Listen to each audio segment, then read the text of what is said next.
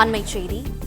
வேலூர் சிறையில் ஆயுள் கைதியாக உள்ள வடசென்னை தாதா நாகேந்திரன் ஆம்ஸ்ட்ராங் படுகொலை வழக்கில் கைது செய்யப்பட்டுள்ளார். கூடுதல் விவரங்களோடு செய்தியாளர் சரவணன் இணைப்பில் இருக்கிறார். சரவணன், வணக்கம். விவரங்களை சொல்லலாம். ஆம்ஸ்ட்ராங் கொலை வழக்குல ரவுடி நாகேந்திரனை கைது செய்வதற்கான நடவடிக்கையில போலீசார் ஈடுபட்டிருந்தனர்.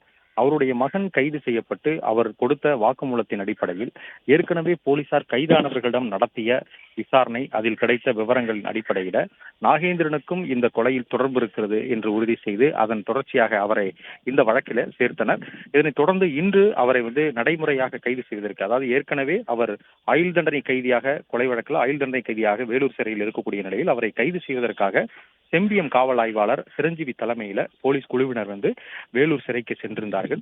கைது செய்வதற்கான வாரண்டை அவரிடம் கொடுத்து கையெழுத்து பெற்று, பிறகு சிறைத்துறை அதிகாரியிடம் கையெழுத்து பெற்று அவர் இந்த வழக்கிலே கைது செய்யப்பட்டிருக்கிறார் என்ற விவரங்களை, அதற்கான அந்த பிடி வாரண்டை நீதிமன்றத்திலே, வழக்கு நடைபெறக்கூடிய நீதிமன்றத்திலே கொண்டு கொடுக்க வேண்டும்.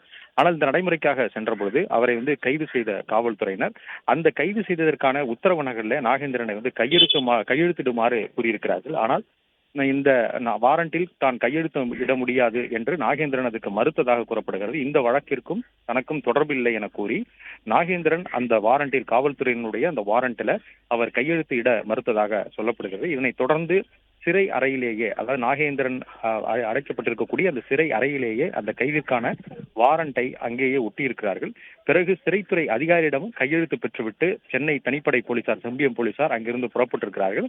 இது கைது நடவடிக்கைக்கான வாரண்ட் தான் என்றும், அவர் கையெழுத்து இடவில்லை என்றாலும் சிறைத்துறை அதிகாரி கையெழுத்திட்டிருக்கிறார், அவருடைய அறையில் அதற்கான அந்த நகல், கைதுக்கான வாரண்ட் நகல் ஒட்டப்பட்டிருக்கிறது என்று தெரிவித்து அந்த நகலை நீதிமன்றத்தில் கொண்டு ஒப்படைத்து பிறகு அவரை காவலில் எடுப்பதற்கான நடைமுறைகள்ல போலீசார் ஈடுபடுவார்கள் என்று கூறப்பட்டிருக்கிறது.